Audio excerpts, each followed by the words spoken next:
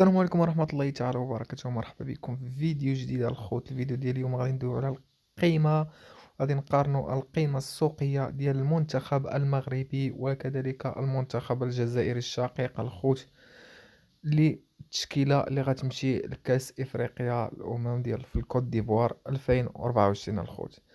هاد القيمة السوقية غندويو الخوت حاليا الخوت بمصادر موثوقة، ماشي شحال هادي الخوت، غادي ندويو في هاد الساعة هادي، محرز ديال هاد الوقيتة، زياج ديال هاد الوقيتة، مرابط ديال هاد الوقيتة الخوت. اذا قبل ما نبداو الخوت هاد الفيديو هذا ما تنساوش ديروا لنا واحد ابوني الا مازال ما تابونا في القناة، وخليونا في لي كومونتير واش هاد المبالغ بزاف، حيت واحد المبالغ خيالية الخوت. اذا قبل ما نبداو الفيديو الخوت ما تنساوش ديروا لنا واحد ابوني، كذلك خليونا واحد لي كومونتير ونبداو على بركة الله. الخوت غادي نبداو بحراسة المرمى الخوت، وغادي نبداو بياسين بونو اللي القيمة السوقية ديالو هي 11 مليون يورو الخوت. القيمة السوقية ديال ياسين بونو 11 مليون يورو. في المقابل حارس المنتخب الجزائري اللي هو أنطوني مانديرا اللي القيمة السوقية ديالو فقط 2 مليون ديال اليورو. إذن فالنقطة للمنتخب المغربي مقابل 0 نقطة المنتخب الجزائري. ندوزو للخوت الأظهرة.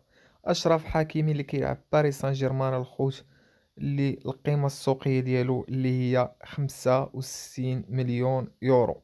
في المقابل الخوت يوسف عطال اللي القيمة ديالو حتى هو كيلعب في فرنسا، في واحد الفريق صراحة ما عرفتوش شكون هو، اللي القيمة السوقية ديالو كتبلغ 7 مليون يورو.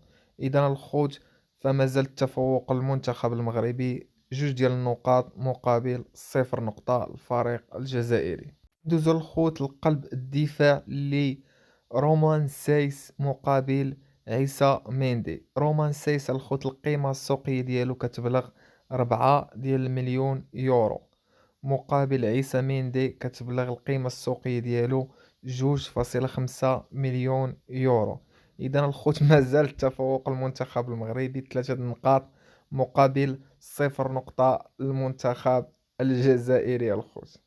نبقاو الخوت في قلب الدفاع وغادي ندوزو لنايف أكراد. نايف أكراد الخوت القيمة السوقية ديالو 35 مليون يورو، مقابل القيمة السوقية ديال أحمد توبة اللي القيمة السوقية ديالو 2.8 مليون يورو. ونا كنشوفو نايف أكراد فهو هربان على خونا، عرفتش ما نقولك تريبل، وعرفتي فوا 15، يمكن فوا 15 ولا فوا كتر، فوا 16.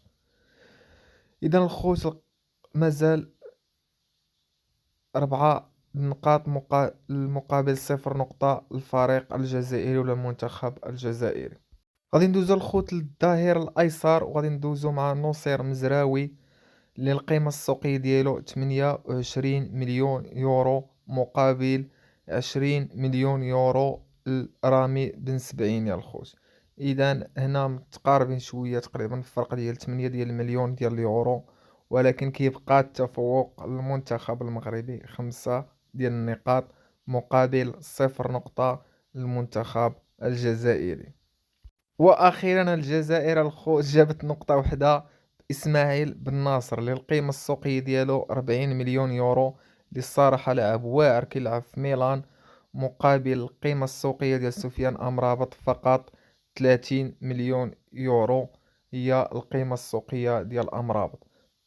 رجل الخوت اسماعيل بن ناصر فهو لاعب واعر في ميلان وميليو ناضي كيعطيك حلول ناضية.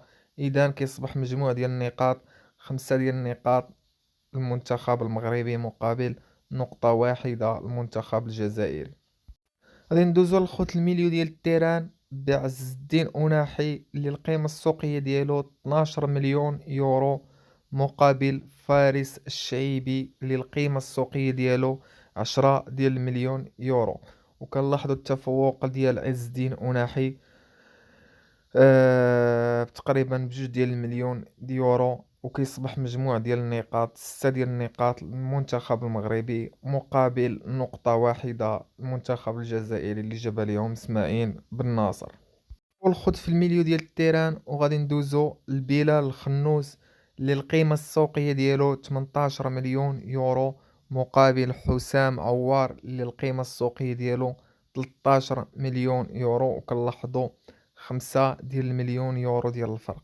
ومازال التفوق المنتخب المغربي 7 ديال النقاط مقابل نقطة الفريق الجزائري أو المنتخب الجزائري. ندوزو لخوت الأجنحة، وبزاف ديال خوتنا الجزائريين غادي يدويو بزاف، ولكن الخوت سيروا سولوا على أمين عدلي والقيمة السوقية ديالو وفين كيلعب دابا، ولاعب اللي مازال صغير بزاف بزاف مقابل رياض محرز فمشى للسعودية في نهاية المشوار ديالو. أمين عدلي الخوت القيمة السوقية ديالو 25 مليون يورو، مقابل رياض محرز القيمة السوقية ديالو 18 مليون يورو. وهنا كنلاحظوا واحد الفرق اللي ديال 30 و 12 مليون يورو الخوت، هو 15 مليون يورو الخوت هي القيمة أو الفرق. وكيصبح مجموع 7 ديال النقاط المنتخب الجزائري، عفوا المنتخب المغربي مقابل نقطة المنتخب الجزائري. غادي نبقاو الخوت في الأظهرة، ومع عبد الصمد الزلزولي القيمة السوقية ديالو 15 مليون يورو، مقابل سعيد بالرحمة اللي القيمة السوقية ديالو 25 مليون يورو.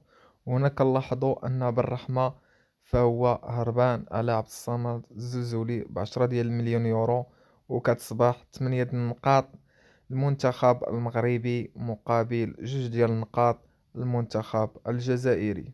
وهنا المنتخب الجزائري تقريبا بالرحمة واسماعيل بن ناصر هما اللاعبين اللي عندهم الطوب حاليا، اللي القيمة السوقية ديالهم اللي طالعة بزاف. غادي ندوزو لخوت الرؤوس ديال الحربة، اللي يوسف النصيري اللي القيمة السوقية ديالو 20 مليون يورو، مقابل أمين غويري اللي القيمة السوقية ديالو 35 مليون يورو، وكنلاحظوا ديال الفرق 15 مليون يورو. وكيصبح المجموع ديال النقاط 8 ديال النقاط المنتخب المغربي مقابل 3 ديال النقاط المنتخب الجزائري. دوزو الخوت المدربين، اللي وليد الركراكي اللي عنده 1.88 نقطة في المباراة الخوت، مقابل جمال بالماضي عنده 2.2 نقطة في المباراة الخوت. وهنا كنلاحظوا التفوق ديال جمال بالماضي على وليد الركراكي في النقاط، وكيصبح مجموع ديال النقاط 8 المنتخب المغربي مقابل 4 المنتخب الجزائري. أما الخوت في المجموع ديال المنتخبات في المغرب، فالقيمة السوقية ديالو المنتخب كامل هو 325 مليون يورو، في المقابل القيمة السوقية ديال المنتخب الجزائري فهي فقط 207 ديال المليون ديال اليورو. وهنا كنلاحظوا التفوق الكامل المنتخب المغربي 9 ديال النقاط مقابل 4 ديال النقاط المنتخب الجزائري. وانتم الخوت خليونا الرأي ديالكم في لي كومونتير، وقولوا لنا واش هاد المبالغ واش فري ولا ماشي فري.